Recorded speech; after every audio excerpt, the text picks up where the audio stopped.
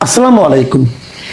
প্রিয় দর্শক, নির্বাচনের আগে আগে একটা নির্বাচনী ইশতেহার প্রকাশের একটা নিয়ম আছে। বিভিন্ন রাজনৈতিক দল তার এই ইশতেহারটা প্রকাশ করে যে তারা নির্বাচিত হলে পর তারা কিভাবে দেশ চালাবে, তারা কি কি কাজ করবে না করবে, তার একটা সম্ভাব্য একটা তালিকা, একটা অঙ্গীকার তারা জনগণের সামনে উপস্থাপন করে। এর মধ্যে আমরা দেখেছি এনসিপি তাদের নির্বাচনী ইশতেহার ঘোষণা করেছে। জামায়াতে ইসলামও গতকাল রাতে একটা 5 তারকা হোটেলে তাদের নির্বাচনী ইশতেহার ঘোষণা করেছে। বেশ সাজানো গোছানো ছিল ইশতেহারটি, যদিও ইশতেহার নেওয়ার মধ্যে বেশ সমালোচনাও হয়েছে। আমি একটা খুব ইন্টারেস্টিং একটা সমালোচনা দেখলাম প্রথম আলো পত্রিকায়। আমার কাছে এই সমালোচনাটা বেশ খেটে খুঁটে করা হয়েছে আর কি। মিস্টার নাদিম মাহমুদ নামে একজন গবেষক, উনি দেশের বাইরে থাকেন, উনি এই সমালোচনাটা করেছেন। এটা একটু আপনাদের বলি সমালোচনাটা কেমন ছিল। সেখানে উনি দেখিয়েছেন যে ওখানে বেশ কয়েকটা অধ্যায় জামাত ইসলামের, যেমন স্বাস্থ্য পরিবার কল্যাণ, তারপরে আপনার মৎস্য প্রাণী সম্পদ, তারপরে আপনার মানব সম্পদ ও জনজীবনের মৌলিক উন্নয়ন পঞ্চম ভাগে যেটা ছিল, তারপরে শিক্ষা ব্যবস্থা, স্বাস্থ্য পরিবার কল্যাণ, তারপরে সমাজ কল্যাণ, এই সমস্ত যে অধ্যায়গুলো আছে সেই ইশতেহারে, সেই অধ্যায়গুলোর শুরুতে যে ছবিগুলি ব্যবহার তারা করেছে জামাত ইসলাম, সেই ছবিগুলোর যে কটা আমি বললাম, এই সব কটার ছবি তারা ভারতীয় বিভিন্ন প্রকাশিত ম্যাগাজিন থেকে নিয়েছে। ভারতের কোনো না কোনো অনুষ্ঠানে এরকম একটা ছবি হয়েছিল, ভারতের কোনো না কোনো অনুষ্ঠানের যে সুভেনির ছিল সেখানে এই ছবিগুলি ব্যবহার করা হয়েছিল। ওনারা এগুলো কোনো ধরনের আপনার তথ্যসূত্র এবং কৃতজ্ঞতা প্রকাশ করা ছাড়াই এগুলি তারা এখানে ছাপিয়েছে। এটা এক ধরনের চৌর্যবৃত্তি আপনি বলতে পারেন, এক ধরনের চুরি করেছে। নিজেদের ইশতেহার প্রকাশের সময় এই ধরনের চুরি তাদের কেন করতে হলো, এটা আমার কাছে বোধগম্য নয়। এবং এখানে প্রত্যেকটা জায়গায় যেখানে নারীর ছবি আছে, একটাতে দেখা যাচ্ছে একজন লেডি ডাক্তার একজন নারীর বাচ্চা মেয়েকে স্ট্যাথোস্কোপ দিয়ে দেখছেন, এবং তারপর আরেক জায়গায় দেখা যাচ্ছে যে গার্মেন্টস শ্রমিকরা কাজ করছেন। যে নারীর যে ছবিগুলি দেখা আছে, জামাতের যারা লিডার আছেন, মহিলা লিডার, নারী লিডার এবং জামাত যেহেতু পর্দা প্রথায় বিশ্বাস করে, তারা পর্দা দিয়ে চলে। কিন্তু এখানে হিজাব ছাড়াই নারীদের ছবিও দেখলাম। ওখানে যেভাবে ছিল ভারতের ওই ছবিটাতে, তারা হুবহু সেটা এখানে জাস্ট মেরে দিয়েছে।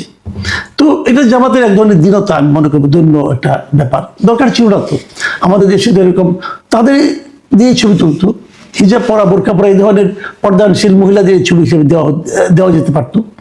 তো আধুনিকতাও করবেন, আমার পর্দার কথাও বলবেন, এটা কেমন?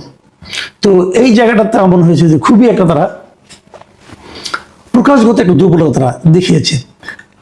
এটা আমি বললাম যে আজকে আমি প্রথম আলোতে পড়লাম, চোখে পড়লো, এই জন্য বললাম। ওরা একদম খুঁজে খুঁজে বের করেছি ছবিগুলো, আমি দেখেছি, আমার কাছে একটু খটকে লেগেছিল, কিন্তু কোথা থেকে চুরি করেছে, কোথা থেকে নিয়েছে, এটা তার আমি আসলে বুঝতে পারিনি।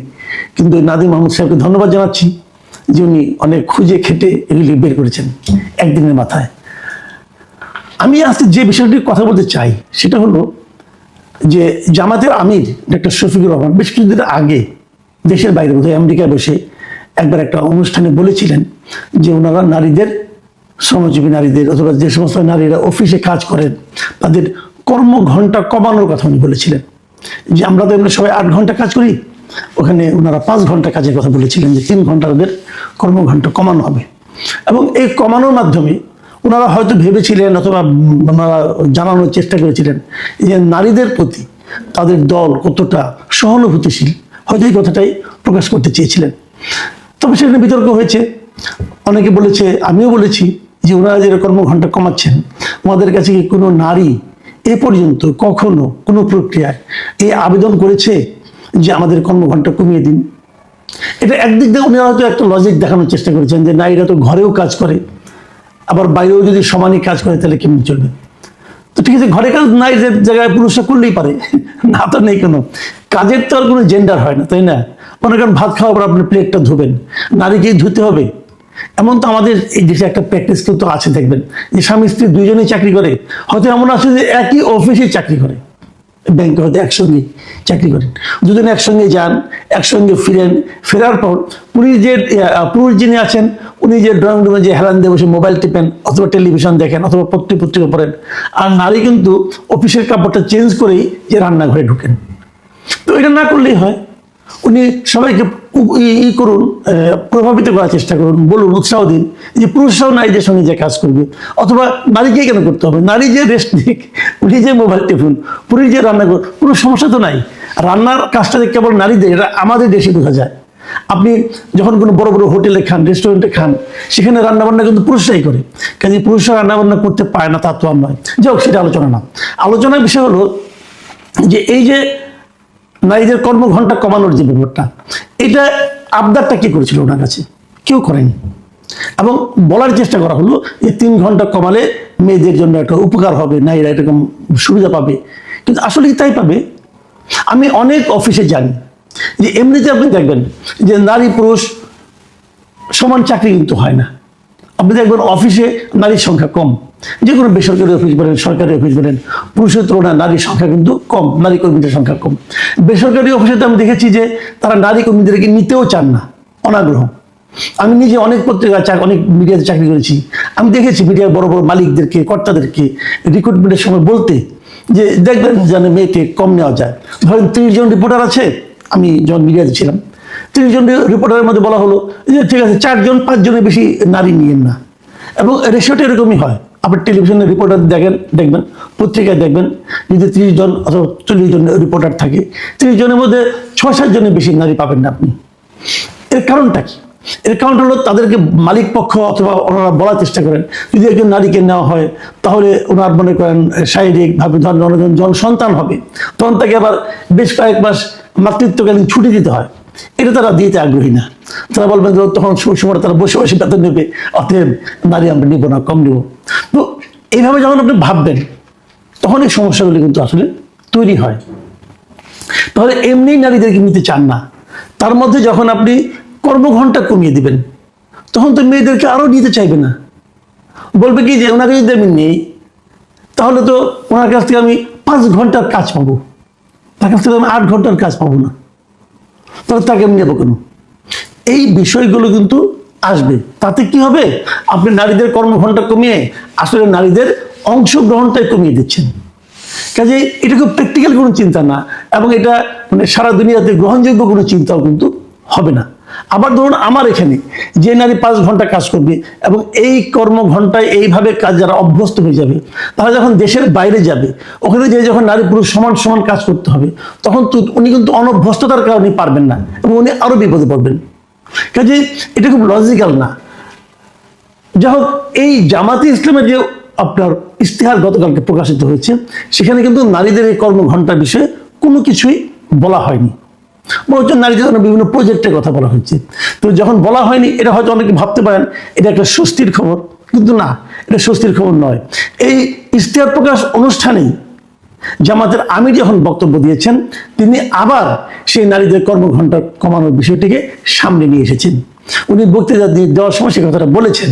তিনি যেখানে বলেছেন যে নারীদের কর্মঘণ্টা নির্ধারণে জামাতের একটি পরিকল্পনা রয়েছে, পর্যায়ক্রমে সেটি বাস্তবায়ন করা হবে। মাথায় রাখবেন, পর্যায়ক্রমে সেটি বাস্তবায়ন করা হবে। এবং তিনি সেটা ব্যাখ্যা করেছেন যে এক্ষেত্রে জামায়াতের পরিকল্পনা হলো একজন নারী শিল্প কারখানা বা প্রতিষ্ঠানে যত ঘন্টা কাজ করবেন তার টাকা মালিক পক্ষ দেবে, বাকিটা সরকারের দায়। তার মানে একজন মালিকের এখানে যদি একজন নারী শ্রমিক 5 ঘন্টা কাজ করে, তাহলে উনি 5 ঘন্টা বেতন পাবেন, কিন্তু ওনার তো 8 ঘন্টা কাজ করতে লাগে। এই যে বাকি যে 3 ঘন্টা, এটা সরকারের দায়। মানে কি?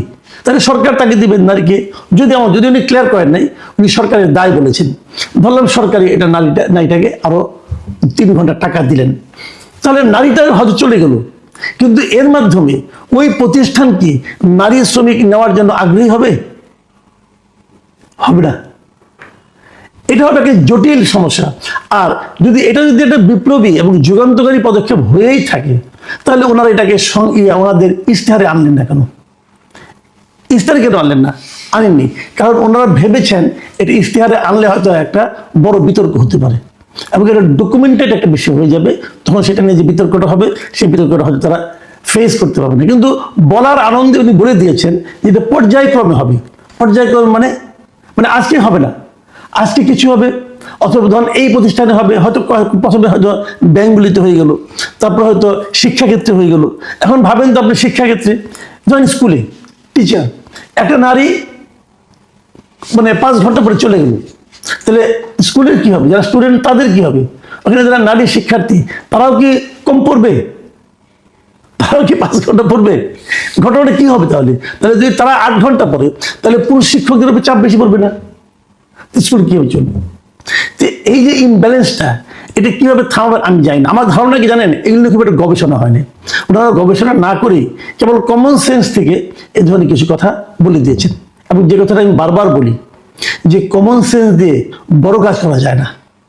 কমন সেন্স অবশ্যই গুরুত্বপূর্ণ, কিন্তু আপনি যখন রাষ্ট্রীয় কোনো একটা সিদ্ধান্ত নেবেন, সমাজের জন্য যখন একটা দীর্ঘস্থায়ী সিদ্ধান্তে যাবেন, তখন কমন সেন্সের উপর নির্ভর করেন না। ডাক্তার শফিকুর রহমান আমার ধারণা সেই কাজটাই করেছেন, এবং হয়তো ওনার মনে এটা আছে, উনি হয়তো দলকে খাওয়াতে পারছেন কিনা জানি না, তাহলে উনি বারবার ওটা আবার বলছেন কেন। এবং এটার মধ্যে আমি একটা মানে অভিসন্ধিও দেখি। মানে অনেকে হয়তো বলবেন যে কি অভিসন্ধি, অভিসন্ধিটা এই ধরনের যে নারীদের ব্যাপারে ওনাদের যে দৃষ্টিভঙ্গিটা, এটা আলাদা করে ওনাদেরকে প্রকাশ করতে হচ্ছে, এবং এই প্রকাশ করার মাধ্যমে ওনারা নারীর উপকারের পরিবর্তে নারীদেরকে আরো বেশি ক্ষতিগ্রস্ত করার মতো পদক্ষেপ হয়তো যাবেন। কারণ নারীরা নেতৃত্বে আসতে পারবেন না, ওনারা নারীদেরকে মনোনয়ন দেবেন না, যেটা নাকি কয়েকদিন আগে জুলাই সনদে ওনারা স্বাক্ষর করে আসছেন, যে ওনারা নির্বাচনে 5% নারীকে মনোনয়ন দিবেন। নারীদেরকে ওনারা মনোনয়ন দিবেন না, নারীদেরকে ওনারা নেতৃত্বে আনবেন না বলে, এবং আনা কখনো সম্ভব না বলে ওরা আন্তর্জাতিক মানে মিডিয়াতে সাক্ষাৎকারে বলবেন। এবং সর্বশেষ যে স্ক্যান্ডালটা, যে এক্স হ্যান্ডলারের যে ওনার যে আপনার নারী বিষয়ে একটি মন্তব্য, খুব অশ্লীল একটা মন্তব্য, উনি বলেছেন যে ওটা নাকি উনি ওনার হ্যাক হয়েছিল। তো এখন পর্যন্ত যতগুলি জায়গায় পেয়েছি, এটা নিয়ে নানা ধরনের আলোচনা হচ্ছে, কিন্তু উনি নিজে অস্বীকার করেছেন, উনি বলেন নাই। তো আমি এটা নিয়ে আর আলোচনা করতে চাই, যেহেতু উনি অস্বীকার করেছেন, আমি ওনার অস্বীকারটাকে নিচ্ছি।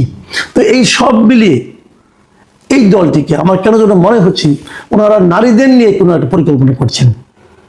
সেই পরিকল্পনাটা আলটিমেটলি ইতিবাচক পরিকল্পনা নাকি নেতিবাচক ষড়যন্ত্র, এটা এখনই বোঝা হয়তো কঠিন হয়ে যাবে। তবে আমি এটুকু বলতে পারি যে নারীদের ব্যাপারে ওনাদের পরিকল্পনাটা ট্রান্সপারেন্ট সম্ভবত নয়।